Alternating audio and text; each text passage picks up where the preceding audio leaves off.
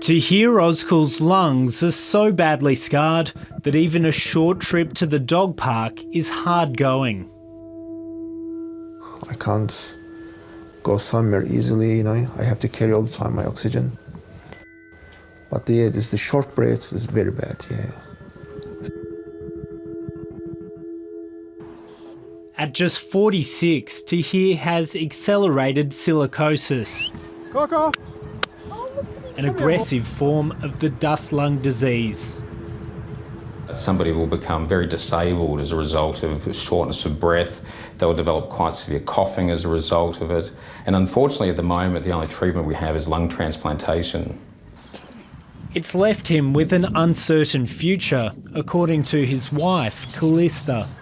When Tahir and I first moved out together, I remember when we were moving furniture, he carried a fridge on his own down the hallway and into the back of a truck. And now, he can't even bend down to tie up his shoes without becoming incredibly breathless.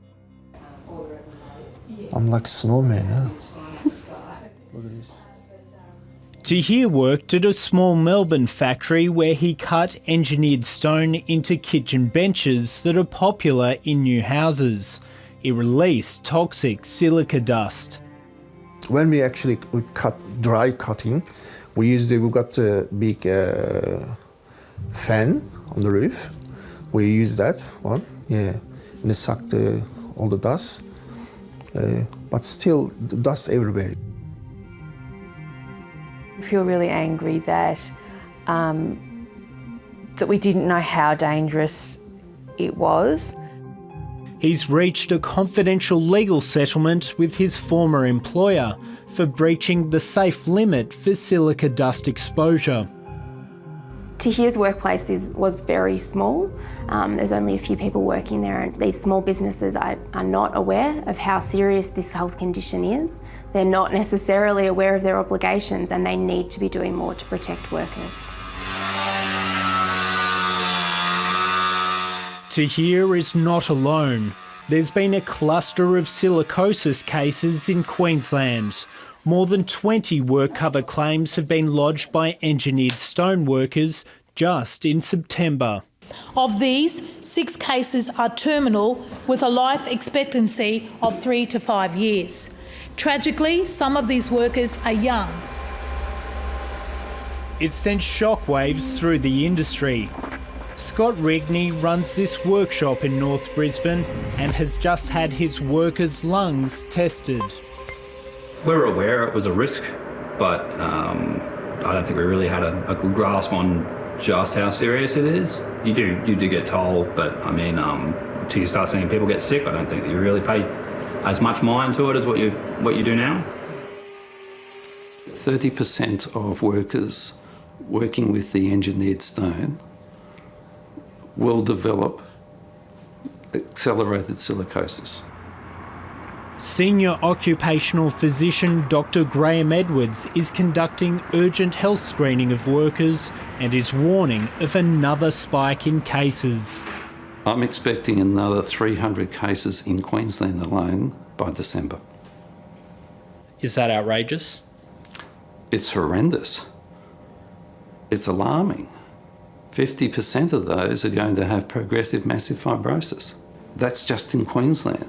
There is no reason why these numbers will be not replicated. The system in Australia currently only can accommodate about 200 lung transplants a year.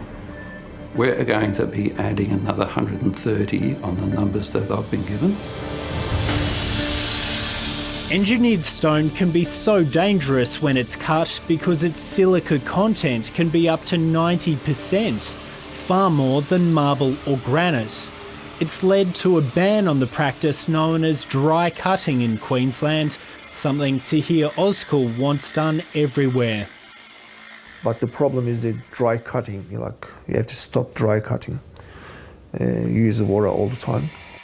Dr. Edwards has also found many tradesmen are wearing masks that offer little protection. They need to wear a powered air purified respirator. Very simple device. So we've got a filter, a pump, supplies air to the breathing zone.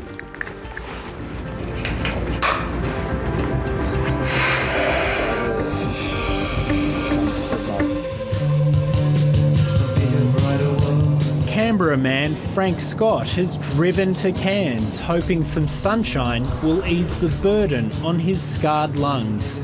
He's making the road trip while he's still able. Canberra's winters was knocking me around and the lungs a bit too much, so I took the golden opportunity to come for a drive up to this beautiful place. For years, Frank Scott was self-employed, sometimes dry cutting engineered stone. He was unaware he had silicosis until one day he couldn't carry stone up a set of stairs. Pissed off. It's a shocking disease. You're young and fit and strong, you're going all right, but all those tiny little bits of dust add up over the years and it'll bite you on the bum. Frank is only 48 and doctors have advised him he could need a lung transplant. I'm holding off on that for as long as possible because you only get 5 to 7 years after a transplant, and that's a pretty short time. If I look after myself, I could get another 10 years before I have to go for a transplant. So have you been back to the Alfred to see the lung transplantation team recently? Yeah, on the list at the moment. Yeah, last 2 months. While he waits on the transplant list, Tahir Ozkul is seeing specialist Dr Ryan Hoy for an update. Unfortunately, there's been a lot more progression of the scarring, so... He's been warning about a silicosis outbreak for years and is frustrated by the lack of action. So this is the largest occupational lung disease crisis we've seen since the peak of asbestos use in the 1960s and the 1970s. I've seen about 8 patients in the last 12 months. Dr Hoy is calling for silicosis to become a notifiable disease, which means health authorities must be told about new cases. That way, when a case is identified, there can be a thorough investigation as to why that disease has occurred and to protect other workers that actually work at that workplace too. For now, Tahir Ozkul is cherishing these moments with his family because he knows he has to make them count. At the moment, I'm focused to like this lung transplant. I want to breathe, yeah. We were a couple with a young child who thought that we had our whole future ahead of us. We could lose him and it's just so unfair.